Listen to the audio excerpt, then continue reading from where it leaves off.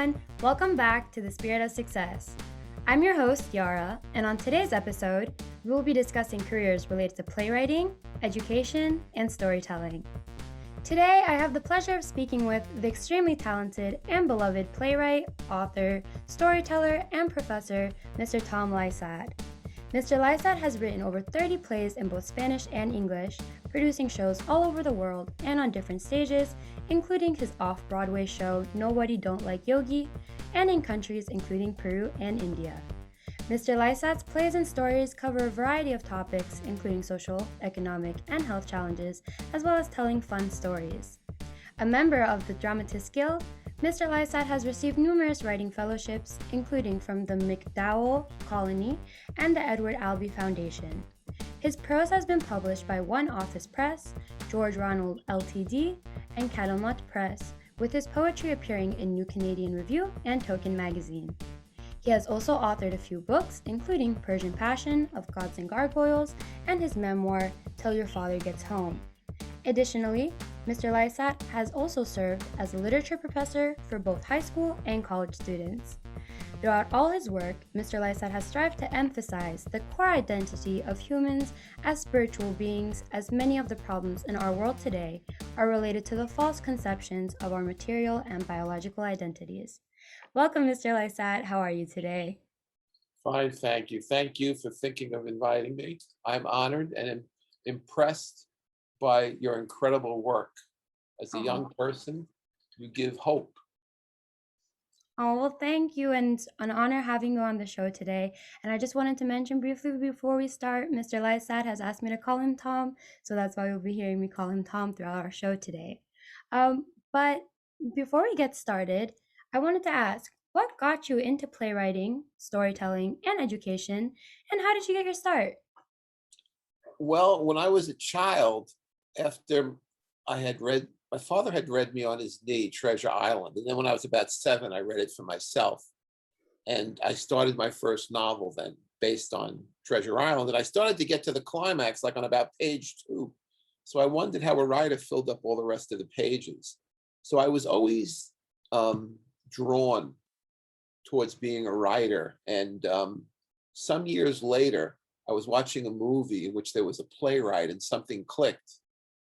When I was in college, I started with short stories, then did some journalism, but then I saw I had this perceived gift for dialogue. And playwriting just became a natural thing. And I had the blessing and privilege of a wonderful playwright mentor when I was a student at Harvard named William Alfred. How wonderful. Thank you for sharing that story with us. And from that, we'd love to know, how have your values impacted and influenced your approach to playwriting and storytelling, and what unique perspectives do these bring to your work?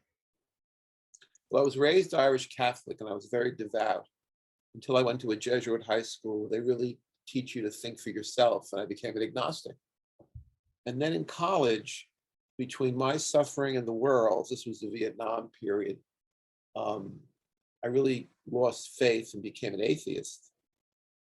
In my senior year in college, while researching my thesis, I had a double major in psychology and in literature, so I had to write a book-length thesis combining the two. And in the process of investigating, researching, I had an intellectual concept of a prime mover. And then I got lost in the snow in the woods of Maine and had the experience of that prime mover. And so I decided to go as far away as possible to find out how to plug into that electricity that I now discovered was in the wall. Otherwise, I just have to stand around waiting to get hit with lightning again. And so I finished my first play under the mentorship of William Alfred. And then I went to the South Pacific because I decided I'm not going to write again until I know this meaning of life and how to connect to this source that I encountered. And after 4 months in Fiji and Tahiti, but mostly in New Zealand, I found a job in Sydney, Australia. After 4 months, I encountered an Aboriginal who walked up to me in an airport and he said, "You need a lift." And he took me to a Baha'i National Youth Conference. And I read about 4 books by Baha'u'llah that week and recognized that a new messenger had come for the entire world, not just to one culture, country, or people. And so at the age of 22, I had that recognition. I don't call it belief because it was really an experience of that reality. So I had been striving the divisiveness of religions, I was practicing Zen meditation for a year or two at this point because it didn't presuppose the existence of God. But through all this, I was put off by this sort of spiritual consumerism, looking for salvation and personal salvation. I knew that the only answer was universal redemption. And so when I recognized that Baha'u'llah had come for all people as this universal messenger, it totally answered my quest. And so, as you mentioned in the introduction, all my writing has been based on that vision I had lost in the woods of Maine that was then complemented by this experience of Baha'u'llah's reality. And so my Baha'i faith really is a combination of subjective faith or recognition complemented by cooperative action with the Baha'i community. And so my writing has not been proselytizing or, it's been an attempt to infuse my writing with this new evolutionary revelation that helps us to see that we don't have a soul. We have a body. We are a soul.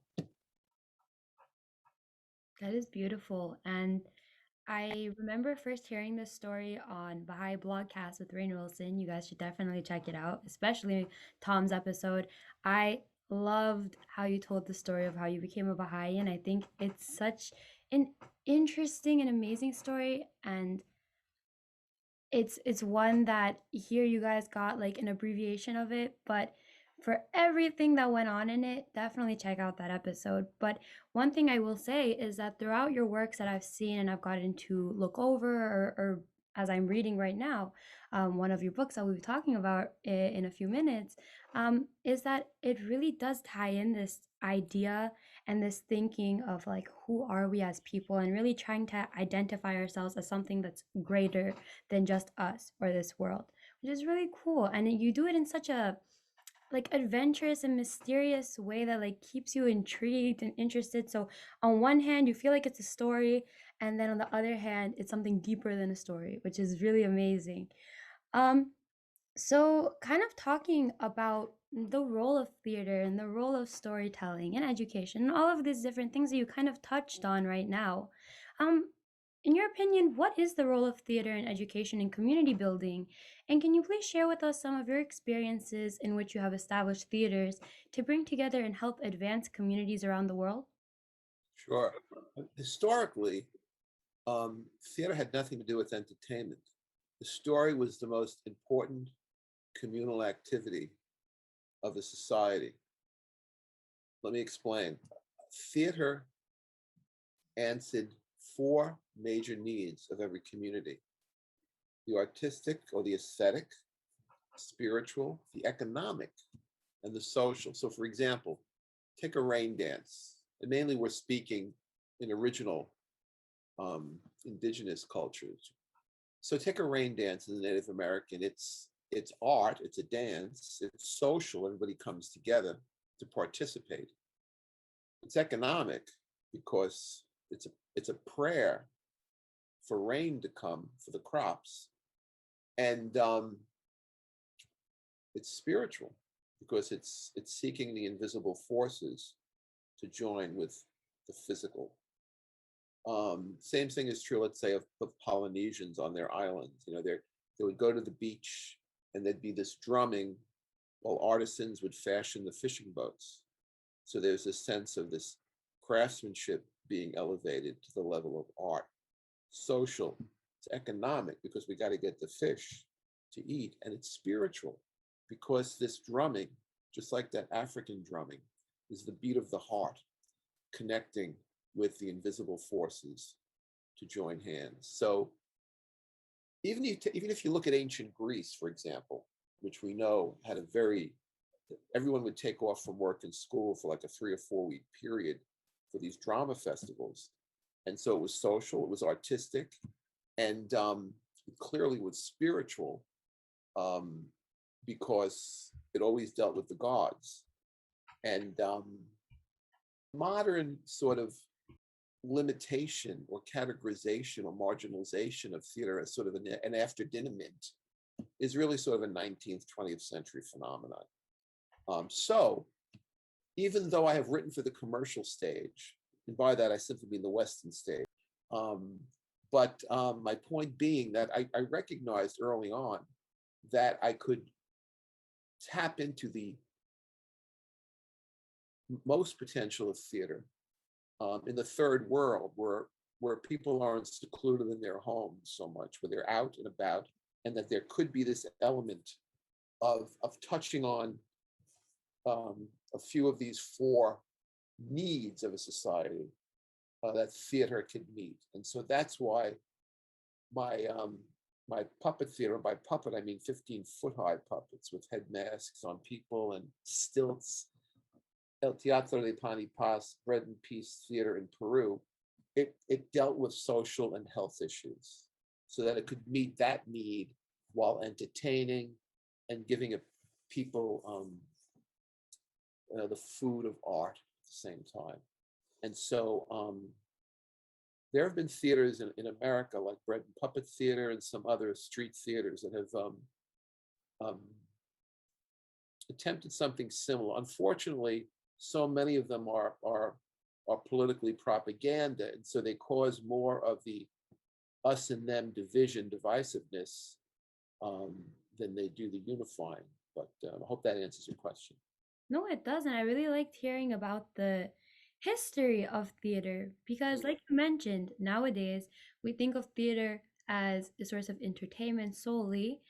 Um, but it's really cool to hear how that shifts and changes throughout history, how it really did start as a main vehicle for storytelling, and how that then changes to more of a storytelling, but with more of an emphasis on something that people just watch to have fun. And I think that really brings up the good point that that whole question is about, and like you shared about your own experiences, that it is something that is very useful in bringing communities together and bringing out these very important issues. Even when Because I was, they meet those needs, you yeah, see. I've worn a number of hats in my life. I was once a grant writer, project development for a school district, and the first thing you do before proposing a program is you do a needs assessment. You show what is missing, what is lacking, what is needed, and then you propose the proposal. And so it's that attempt with theater to address need. Um, and in a sense, as the great director Peter Brook said, theater in a sense is making the invisible visible. So theater is the art of illusion, whereas movies is really essentially verisimilitude, it's realism. yeah, And so it's very difficult to realistically portray the invisible world. And so theater has this great purpose that the other storytelling arts don't. hmm, But one definition of theater is that it is character revealed in words, whereas a movie is story revealed in action. And we have become a visual culture right now. So people don't have the focus or the willingness to sit and listen to dialogue. Shakespeare's groundlings who sat on the floor with their garlic and their bread, they could somehow penetrate those monologues by Macbeth and Hamlet, you know. But we don't have that, and we're a visual culture. And I'd like to talk in a moment, since this is mainly for youth, about the benefits and especially the challenges of our living in a visual culture. yeah. And I think that's a very important point that you brought up because as I was listening to them thinking, I think that really shows how little emphasis and importance is placed anymore nowadays on being able to produce something with words, like you're saying, with a dialogue that people are able to sit there and take from, versus something like visual that is more I would say like quick feedback, like you quickly are able to understand it versus something that you have to process and think about a little bit more, which I think is sad because that's how a lot of the important messages that our society that are in our society are reflected and talked about. I mean, I'm thinking back to even when I was studying Spanish literature a little bit, and we were talking about Teatro del Absurdo, which is the absurd theater. And at first, when I was studying it and I heard about it, I was like, oh, I think this is just going to be some like abstract type of plays, right? But then when you look into it, it's really what you're talking about, that idea of bringing the non-tangible ideas into a tangible format that can then be talked about through words and through stories. So with that and the topic that you just brought up, let's talk about it a little bit. What is that the difference, like you were mentioning, and the way that it's being seen today in society, the visual versus the words? Well, first of all, there's a great benefit to this, that your generation has a great visual facility. Your generation is incredibly astute. And so there is that benefit. However, historically, we know that of all the senses, the eye is the most misled. All those stories of, being misled, whether it's a fairy tale or a myth in a religious scripture, it's usually the eyes that are fooled. And so in a visually glutted society, it not only leads to temptations, shall we say, that can take one off the track of one's purpose, but they're incredibly distracting. Mm-hmm. You can't be in a room with a television on, not look at it, even if you don't care at all for what's on. That's true. There is this soul sapping, pardon me. But, so in any event, this is something I would like to talk a little bit about to the youth today, and how we can address these challenges of the visual and the multitasking that is deadly. And these are these challenges that we have, and that's why we'll spend some time talking today about how we can overcome, because if we don't overcome them, we simply become human doings, not human beings. And how would you suggest we overcome these challenges? I think now is a good time for us to go into it. So we first have to get in touch with what is preferable to that distracting reality in which movement is confused with action. That's what I mean when I say we become human doings rather than human beings. There's a Buddhist saying, don't just do something, sit there. And the Bible tells us that there's a still small voice within. That's our intuitive guide, uniquely speaking to us. But if we're on the periphery of ourselves all the time with distractions, how are we going to hear the still small voice within? So we have to, if we wish to know ourselves, you see, unfortunately today, there's so much pressure in education to not be education, but to be training. Mm-hmm. Educare in Latin means to lead out. So in former times, when humanities were a big part of education, now of course it's the STEM courses. When the humanities was a big part of education, the purpose was to lead out your unique self in the course of education, to discover yourself, who you uniquely are. That whole discovery is part of this spiritual process. And if you don't like the word spiritual, it's simply what Socrates was talking about know thyself. And so, because if you're not going to know yourself, if you're not going to be the protagonist of your own story, you're just going to be a walk-on part in somebody else's story. And here's the key: to discover our true self is the reason we're here. And this leads me to a story that vocation is from the Latin word vocare, which means call, that we all have the same vocation. but we have different careers, which is Latin for road, like carretera in Spanish. And so let me explain that difference, and I'll explain it with an image. Diversity must be appreciated. I mean, historically, as I said, the world was considered, Western, so to speak, and white, and everything else was an exception. Therefore, we can enslave it or colonize it, or strip it of its resources. Mm-hmm. But now there's a raising of consciousness that way, and so to discover what our unique calling is, what our common vocation is what I mean to say, is that all of us, our diversity, which needs to be appreciated, think of it as mirrors, that there's all different sizes and shapes mirrors. And what society is doing right now with identity politics and the us and them tribalism is that we're worshiping the diverse mirrors, whether they're class, gender, creed, race, and as opposed to our vocation to collectively reflect the light of the sun. The sun has historically been a metaphor, let's say, for the Incas or the ancient Egyptians, for the prime mover, what we call God. The sun wasn't worshipped like we were taught, perhaps, in order to put down these other religions. The sun was a metaphor for the prime mover. And so we as mirrors are to polish that mirror of ego, selfish motivation and animal impulse motivation in order to reflect it. That is our common vocation.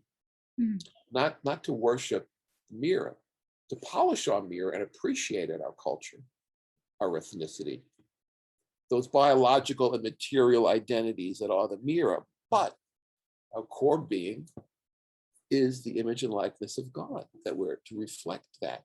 And so, in fact, the Bob says in one of his tablets that the reason why we go to work, we don't go to work to make money. Yes, we are material beings. We have a need to earn a living and to make money.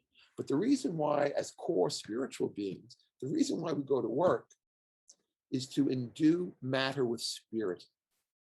We go to work to bring, for example, truthfulness, justice, kindness into the material matter of the workplace. That is why we go to work. So that's how we can identify as the world is one country and mankind as citizens, as Baha'u'llah says. We appreciate our diversity, our individuality as a certain shaped mirror, but we have to learn our true identity and then pursue it. And we can only pursue it if we listen to the still small voice within. Whereas right now, with this identity politics, we're really suffering from self-alienation. We're suffering from being alienated from our true self. And because it's a tribalistic movement based on us and them, we separate from each other. So art has always been a unifying principle. You see? That's that spiritual quality it has and the aesthetics of it. Yeah. And society has a great need to recognize that one should not glory in this, that he loves his country, but to glory in that he loves mankind. And the arts can help us to do that, because the arts of storytelling, we need to strive for excellence. Yeah. But striving for excellence doesn't necessarily mean beating someone else. It means serving humanity, to make the best, computer possible. Yes, all this is wonderful, but not when our goal is ego elevation, which, if you don't mind me rambling on here, I'll just mention one more thing relative to that, since you mentioned Rainn Wilson. He referred to a survey that was done of people your age and older as to what they wanted most. They said fame. They want to be influences. Now, those Baha'is who are listening perhaps know who Mr. Ali Giovanni was, when he last came to the United States, he said that we often talk about materialism in terms of possessions. But he said the most insidious form of materialism is the lust for title, for rank, for admiration, for recognition, to be an influencer. And so when we're striving for excellence, if we're polishing our mirror and reflecting the image and likeness of God, we will strive to serve humanity. We will strive for excellence that is not based on beating or competing or self-elevating, but on elevating the human race, as Baha'u'llah says, to advance an ever-advancing civilization. Yep, exactly. And I think everything that you just shared with us really falls into one of the big themes of the program, which is that idea that it's important to do your work and do your career, do anything that you do in the spirit of service, because that's what's going to help us to be able to create a better world, to create a better self. Everything that's not done in the spirit of service, that is not done with the goal of advancing humanity, but for the positive, because you can also do it with the goal of advancing for yourself, for fame, for money, or in the negative direction. Everything has that. But when you do it with the positive and with the spirit of service, that's what protects us from those ideas of developing an ego or doing something for an ego or doing something just purely for fame. And I think that's really what you were talking about. The other thing you were talking about art and how it really is a vehicle for not only making change, but helping us to identify with ourselves and to talk about these topics and these ideas is something that we've seen throughout history. And it's something that we talk a lot about, especially on this podcast. And that idea that the arts as a whole can be a ladder for our souls, but they can also be a ladder downwards for our souls or a ladder upwards for our souls. Depends how we use them.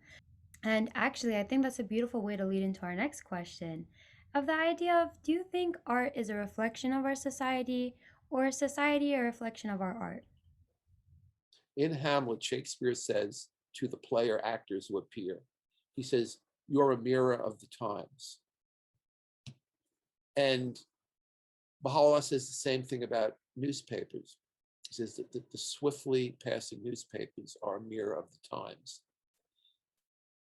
But Thoreau says, read not the times, read the eternities. So we're back to what a mirror should reflect again.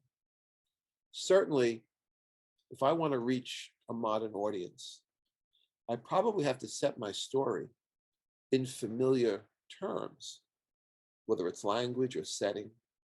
But as you pointed out with the theater of the absurd, that doesn't mean that you can't or that you shouldn't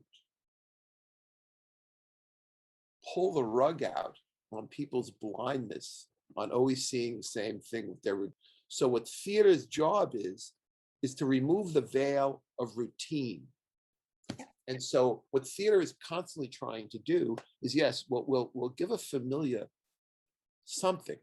So to go back to your question, we have to reflect, we have to give our audience or our readers or whatever the art appreciators are, we have to give them a hook.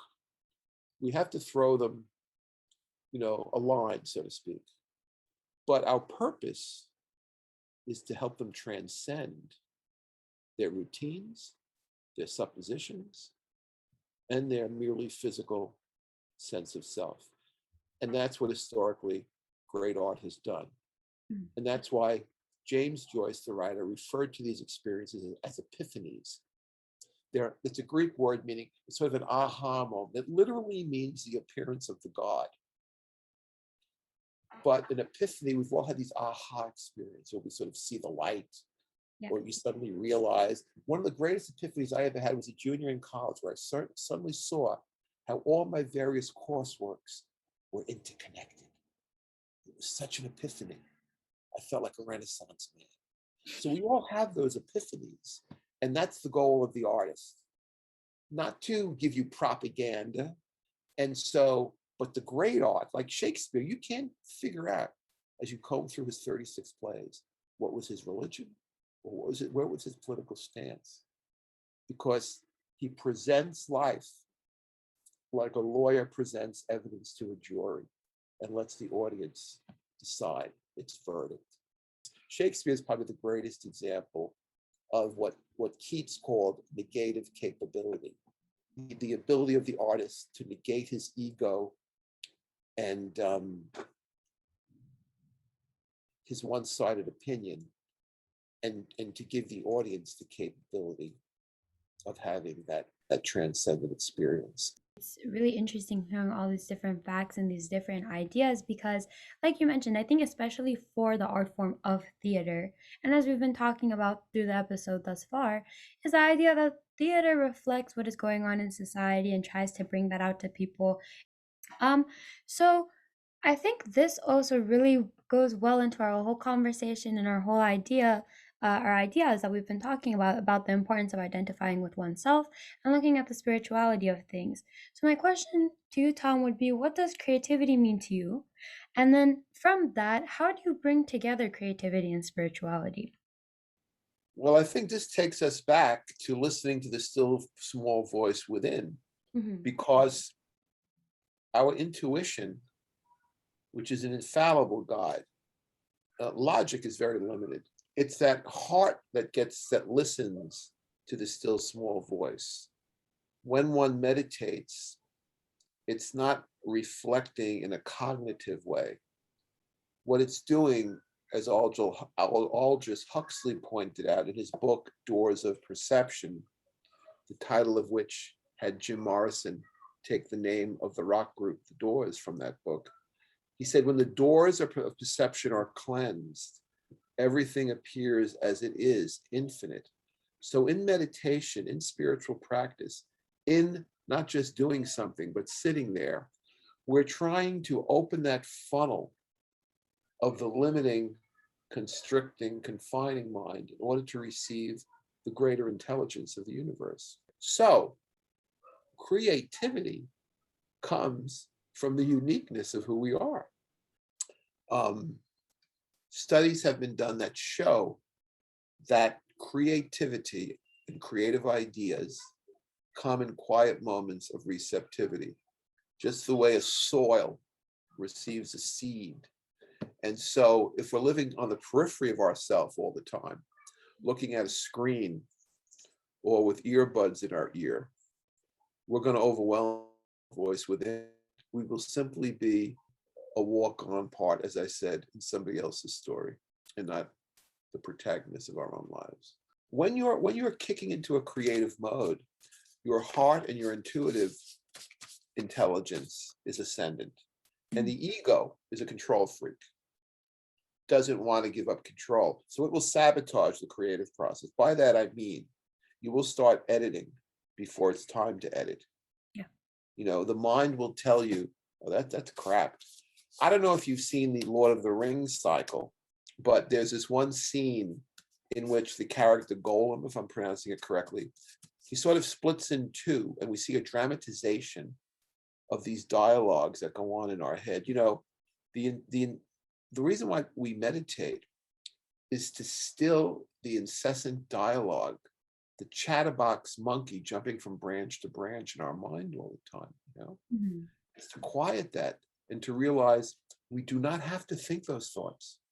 We can banish them. So there's this wonderful scene in Lord of the Rings when Gollum splits to portray that conversation, and the ego says about Frodo, he's not your friend. He doesn't really like you. And you see Gollum shrinking, like he's melting away from this doubt that the incessant voices within keep. And then all of a sudden he realizes he can banish this voice. Like we have to realize when we start judging ourselves too much or doubting ourselves, and he banishes that aspect of himself. And then you see? And Yeah. so we have to find ways of, when we want to drive our creativity, of getting that ego in the back seat. Mm-hmm. So as a practical way of doing it is you give it something to do. Yeah. I let it do an outline just to get it out, but Yeah. then you keep it in the back seat, and then you allow, and so it's that dance. So once again, that that nurturing of the heart and the intuition over the ego control freak mind. Yeah. Like you mentioned, the idea that spirituality and creativity go together and intrinsically related. And I think that's a big point that you've been making throughout the talk. And like you mentioned, the practical way of doing it is doing something that involves the ego and then allows it to be put away and then lets you focus on the creative part. And then when you're able to balance those two out, that's when I think you are able to be the most productive. You're able to make Right. the best work of yourself. Excellent summary. And to move on to a little bit more of a fun question, can you tell us a little bit more about your off-Broadway production, Nobody Don't Like Yogi, and what inspired you to tell the story of Yogi Berra? So Yogi Berra was a 3-time MVP of the American League Baseball Yankees. And he's known for his Hall of Fame ball playing, but he's also known for unusual sayings that are unintentional. They're not malaprops, but they've come to be called yogiisms, and many of you are familiar with them. They seem to make sense, even though they're seeming paradoxes, like when he says, talking about a restaurant, he said, you couldn't have a conversation there. There were too many people talking, you know? So Yeah. like, it's kind of like an aha moment, or at Yankee Stadium, because of the shadows in the outfield, he said it gets late early. Now that I'm getting old, there's a lot of wisdom in the phrase "it gets late early." Let me tell you. But he's just full of these sayings, like, 50% of baseball is half mental, and they just so. But here's the reason why I wrote the play. He was the most beloved figure. He was made when he came up to the major leagues. He was made fun of for being short, for being ugly, for being stupid. And as people say, he never said a bad word about anybody. When people would talk or gossip around him, he'd shrug and say, who's to say? And he'd walk away. Somebody else said that he wouldn't know an ego if he tripped over it. So here's this incredible human being in a field in which today, especially, there are many egocentric athletes, So here's Yogi. So I wanted to, once again, trying to show that walking a spiritual path is possible in any field. And as a playwright, you have these wonderful dialogue. Now, I had a dramatic situation as well, because, as I said, he never says a bad word about anybody. But the owner of the Yankees, so this becomes the antagonist in them. Now, it's a one-man show, but it's not one of those shows where somebody does 15 voices. It's only Yogi. Wow. And I'll give you the dramatic situation in a second. But the owner of the Yankees, his son had played, when he was a manager of the Yankees, his son actually made the team and played for him. Well, the owner said some things very disparaging about his son. And Yogi used to say, you can say anything you like about me. Once again, that selflessness, but don't talk about my family.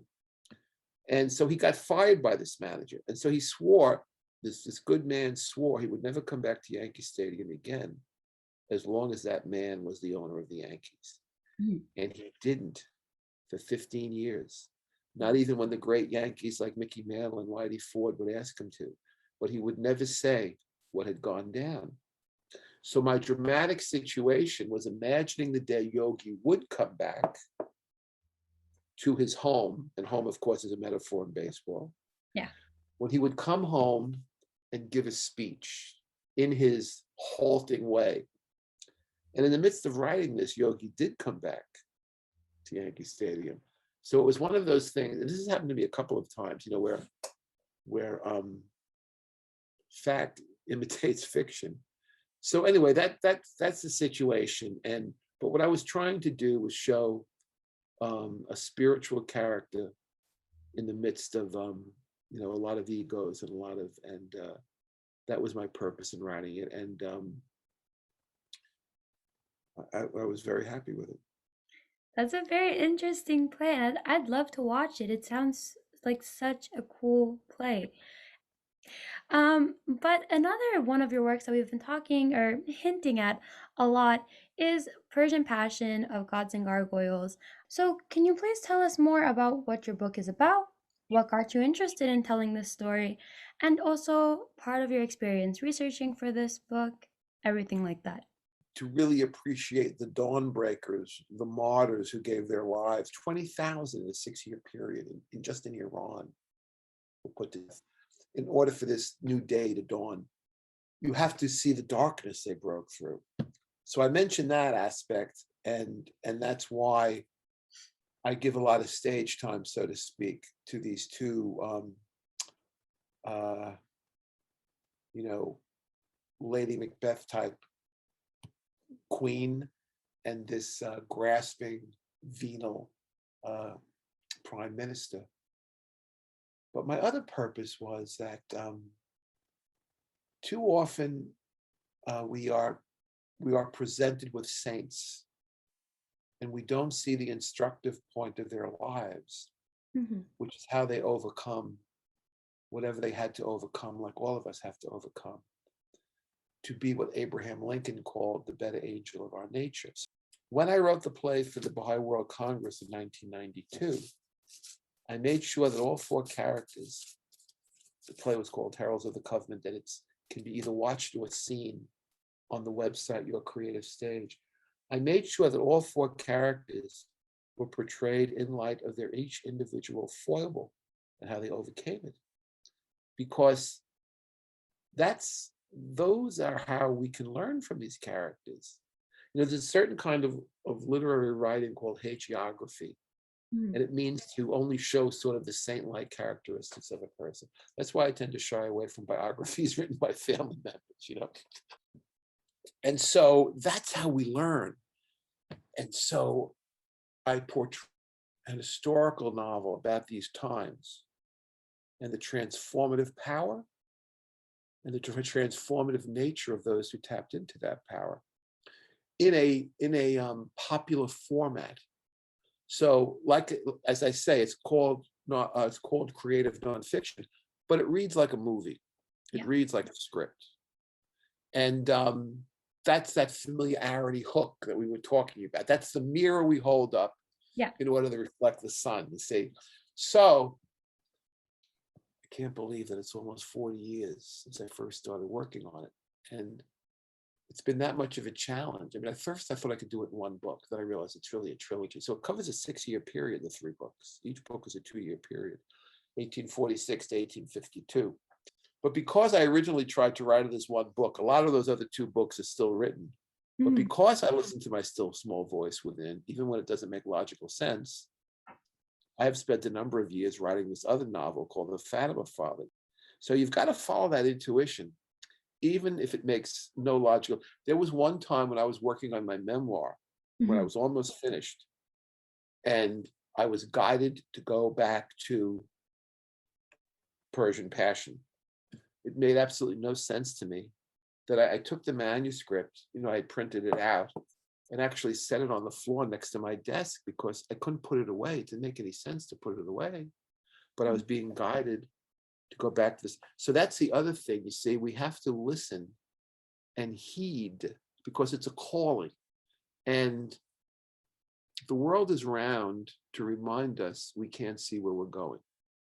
So if we're not listening to this intuitive voice, if we're trying to read the future with our controlling mind, as we all try to do sometimes, you know, gee, should I take that job? What's it going to, you know, manifest as, you know, and where is this relationship going to go? You know, we don't know. But if we listen every day, we'll know. So I don't know if I answered your question.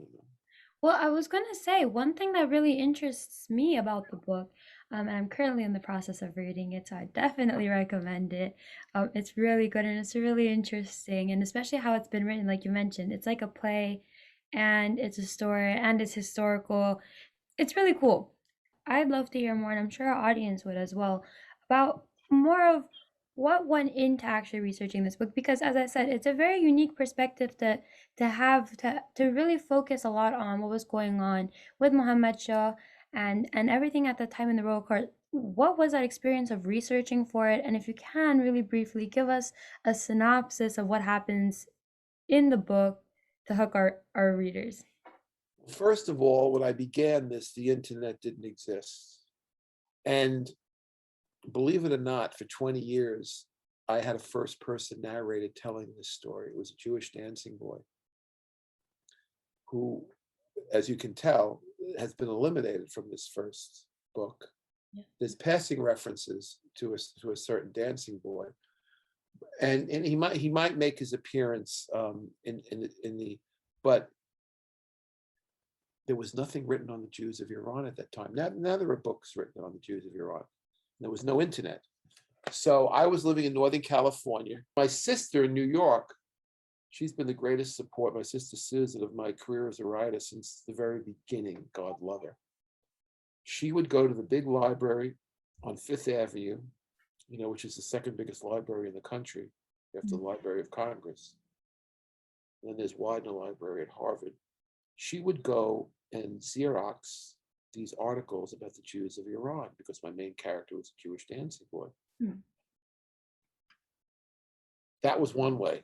Then, I would just find every book I could, the bibliography of Shoghi Effendi's translation of The Dawnbreakers has a wonderful bibliography.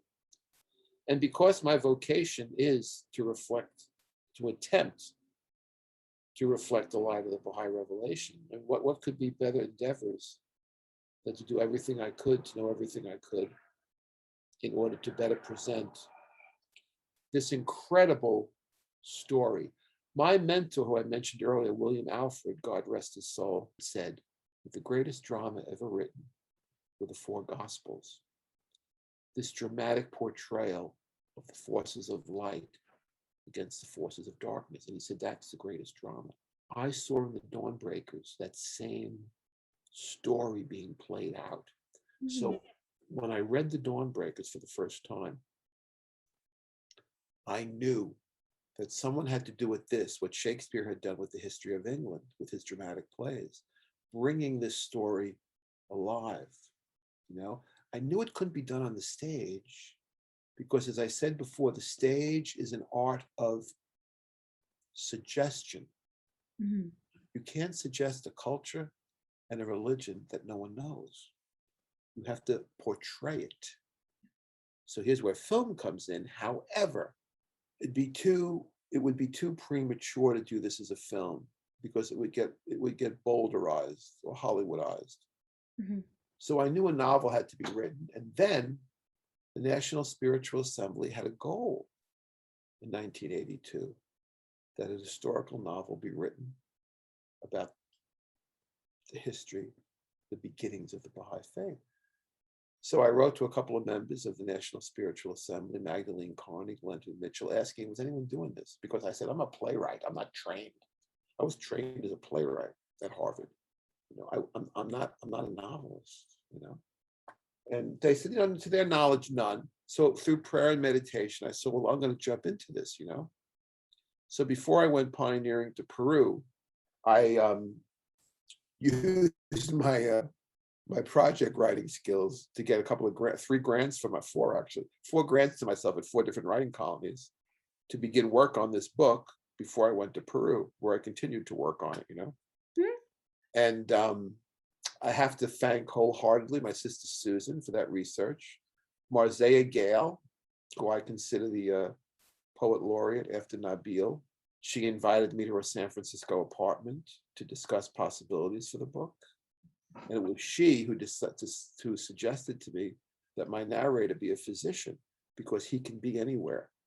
And that's what gave me the idea of making this dancing boy an apothecary apprentice to the first Jewish Baha'i, who's historically accurate, who lived in Tehran, And so, and then later I had 2 inveterate readers of my dozens of drafts, Susan Turner-Jones and Chris Wiederhold.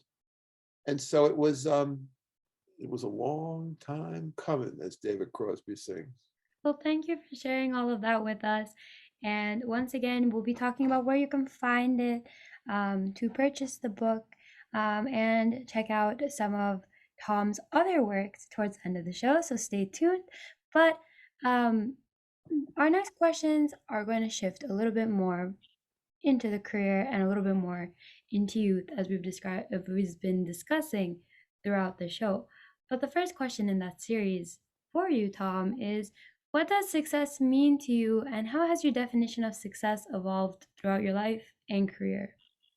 Well, to speak authentically, which is not to be confused with egotistically, for those of you who know who Hooper Dunbar was, when I was in my early 20s, he became my role model because he had forsaken a successful Hollywood career as an actor. He acted with James Dean in Rebel Without a Cause as a teenager, was in a number of movies for MGM, and but then he encountered the Baha'i faith and recognized Baha'u'llah, and immediately went off to Latin America to pursue our common vocation. I mention this because my personal opinion is that although materialism and racism are major challenges in American society, I personally feel that currently careerism is a major disease. By that, I mean the selfish pursuit of self-advancement through career, in which one sacrifices family, community, service, in order to elevate oneself, in order to become an influencer, shall we say.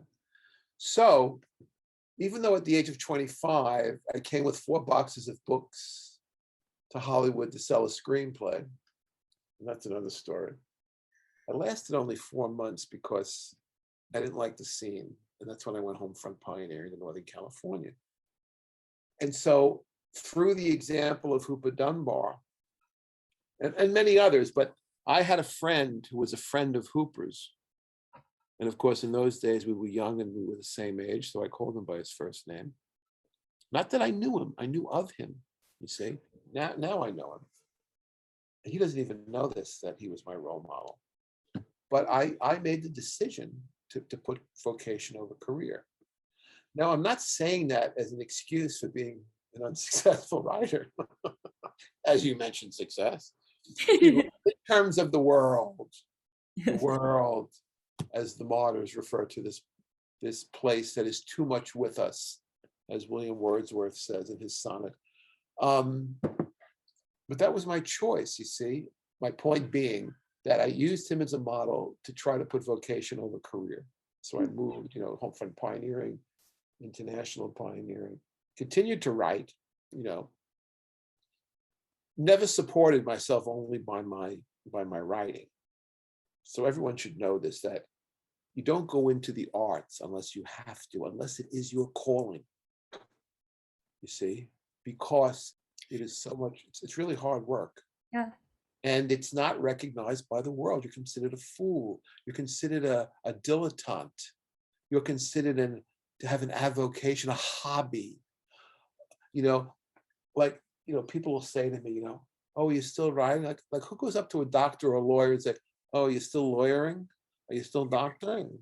Are you still stuck in that rut, And with that, let me point out that if you're of talent and you're being oppressed by parents or society, then read this book, this novel, this wonderful novel, Chaim Potok.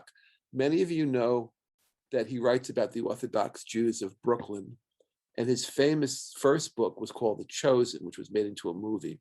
Mm. But this one is about this young boy who has an artistic talent, fine arts, sketching, drawing. And it's so condemned by his practical, pragmatic, Orthodox Jewish parents. And we see the struggle of one trying to merge creativity and spirituality. You have to know yourself. It's like, music has always been a big part of my life. It actually got me through puberty, or I probably would be dead by now. But I have no musical talent, I've never studied an instrument. I was born before everyone played the guitar, and yet there was a point in my life where I thought, gee, it would be nice to be a musician, but you got to get practical. You have to have a happy marriage between what you have a facility for and what you have a desire for, and so that's how that whole playwriting thing developed. So my point is that that's the great challenge to young people today, is how can I use, first of all, how can I know my talents? And then how can I use them for service? And not use them as service for self-aggrandizement by saying, oh, I wasn't successful at my career because I was such a saint, So it's that whole dance. Now, let's get to the practical part of it. So what are the two major obstacles to self-recognition, to self-individuation? And to my understanding, they are focus. Anyone who's successful has an incredible ability to focus, whether they're a lawyer or a basketball player, okay? And the current trend is to pride yourself on multitasking.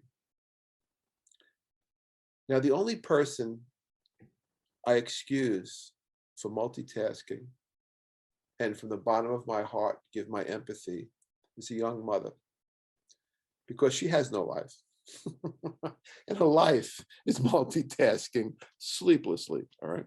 But the rest of us, however, okay, we know scientifically what meditation can do and what being on the periphery of ourselves keeps us from doing. So we know how important focus is. So we must practice mindfulness. Now, the other thing is that most people think that the goal of life is happiness. Now, the only way we can be fulfilled is knowing our true self and pursuing the purpose for which we were blessed with a corporal form on this planet. Not to seek fame or to be an influencer or even happiness, because happiness is an illusion. Happiness is outside our control. But to seek fulfillment of our true purpose. And so that once again involves stillness and quiet, listening to the still small voice within. When and I'm mentioning this because it's germane to the story.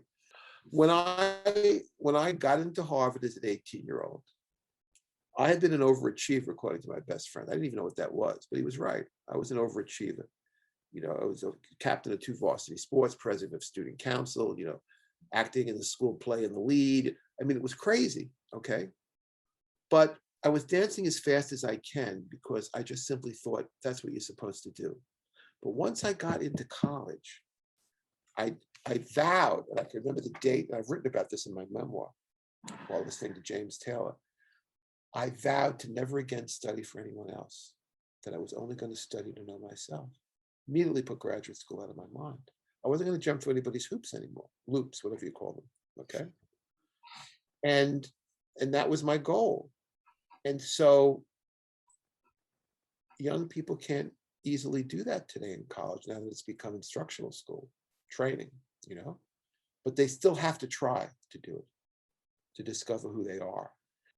We have to embrace the humanities. And I'll tell you a short story here.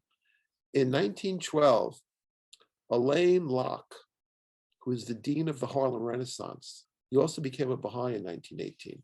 He had a PhD from Harvard, and he went to Howard University to teach philosophy. Now, this is fascinating.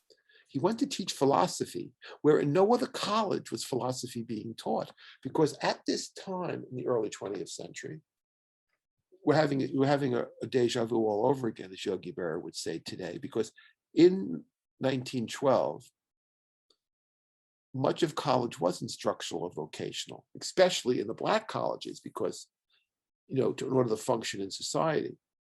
However, by the same token, it was in those universities, the African American universities, that it was realized that, and this was W.E. Du Bois that realized this, that it was a bad thing to only seek practical industrial education, because one had to learn to think for himself. So it's time now to learn, to think. So the humanities, study of the humanities became the focus.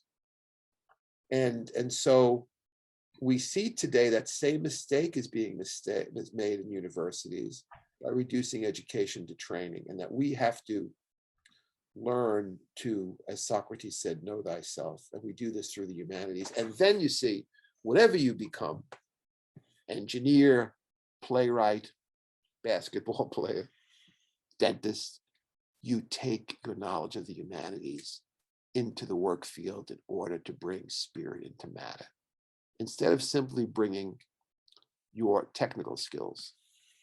So if I may, because I think you've probably heard my voice long enough, let me just say to the youth, so what are you doing with your life today in this moment? Because that is the foundation of your future. In other words, this is now. This is it.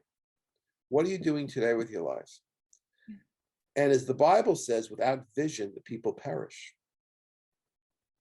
And then what the Baha'i writings say is, choose for yourself a noble goal, then make ye a mighty effort. Those are your marching orders. One Baha'i asked Abdul Baha, the son of Baha'u'llah, what is detachment? Now, so Abdul Baha said, when somebody blames you for something, or somebody praises you for something, and your response is the same in both instances, because you are not living for the approval of others or the recognition of others. Like Bob Dylan at Newport, who's booed off the stage, or Stravinsky, was it in London or in Paris when he was 1913, booed off the stage? When you're breaking new ground, you're not getting applause from most people, you see? That's our arc, you see? And then we can float through any discipline. That is success. That is success. Well, thank you for sharing that with us. And throughout our discussion in that previous question as well, I think you covered basically the questions that were coming up of the idea of what is the role of youth today, and some advice that you may have for youth. But what advice do you have for youth who want to pursue careers specifically in playwriting, education, or storytelling? Any additional advice for them? Well, Flannery O'Connor, the short story writer, she was once asked in an interview, do you think college writing programs discourage young writers? And her cynical reply was, they don't discourage enough. They don't discourage enough of them. Now, let me put that in more compassionate context, in that, as I said before, the arts are unsupported by those around you. They think you're being selfish. They think you're a hobbyist. They think you're being impractical. Like, read this book if you're a would-be artist, writer. For our audio listeners, the book that Tom is referring to is called My Name is Asher Lev, by Chaim Potok, and Chaim is spelled like Hanukkah, Chaim. My name is Asher Lev. My point being that you can't do it unless you have to do it. It's just too hard. And so you have to read yourself. That's the still small voice within again, And if it's something, you see, I am not content if I'm not writing, you see? And those are the measuring goals that you take, It's like when you keep resisting studying a certain course, it's probably a good indicator that this is probably not the field you should be going. Now, of course, there are certain things that are just simply hard, and you recognize they're really hard, and so you bust a gut to finish them. You don't quit, because that stick-to-itness, that was one of the 4 things Baha'u'llah said he loved to see in every person, is that they finish what they begin. So I'm not talking about when something is really hard and you should do it, and you cop out. I'm talking about when you get that intuitive sense that the rubber doesn't meet the road here, that. So, therefore, if writing, now writing, there are certain arts that are preferable to others because you're more the agent. Like being an actor is really hard because you're subjected to all these crappy scripts, But as a writer, especially now towards the end of my life, I've made very clear goals about only writing what I know needs to be written by me, you know? Just like if I don't like a movie or a book, I'll stop it. It's like I have no moral obligation to finish it. Time is too short, you know? So that's the first thing you have to do. To really meditate and see, is this some grandiose illusion that I have about myself, or delusion, you know? Or is it something that really, you know, I only feel real. I only feel fulfilled, not happy. Is that answering the question? I don't mean to be discouraging, but we do have to be realistic. Yeah, I think it's the idea of follow your gut. If your gut is probably telling you that this isn't for you, then maybe it's not for you. But for those of you who are listening who are aspiring writers or educators or playwrights, as Tom said, if it's something that you feel like you can't live without, then maybe it is right for you to continue in. And best of luck, because as he said, and as many of you know, it's not an easy career path, but that's not to say that it's not doable, especially when you want something. And I think that's a really good note to end on, that I think goes with the rest of our conversation, that when you are able to tap in with yourself, figure out, is it something that you really want to do, whether it's career based or in life. That idea is to stick with it, go through it, and try to do the best that you can with it and go for it, but do it because it's something that you love and not because you have other goals for it that are related to ego and grandiosity and things like that. Do it for the love of it, I think, is the way that we would put it. But as our show comes to an end, I wanted to say, Tom, it's been a pleasure talking with you today. Thank you so much for your insight and advice. To learn more about Tom and to check out his works, visit his websites at www.yourcreativestage.com and www.amazon.com/author/Tom Lysaght. Tom has been working on a lot of upcoming and released projects, including Persian Passion of Gods and Gargoyles and the upcoming novel, The Fatima File. Would you like to share more about these projects with us? Well, I think we know a bit about, you know, Persian Passion by now, and the trilogy, 2 of the succeeding volumes yet to be published. The Fatima File is more of a modern setting, and it deals with the third secret of Fatima, the hidden book of Fatima, the Catholic Church, and the CIA. It's set in the millennial year of 2000, and its subtitle is A Mystery of the Cosmos. And it's based on facts. Even though my my 2 or 3 protagonists are fictional characters, all of the events that take place regarding these institutions that I just mentioned are based in factual things. How wonderful, and I'm excited for it to come out. So be sure to check them out. If you would like to purchase Persian Passion, the first book in the trilogy, you can visit Amazon and find it there or under Tom's author page.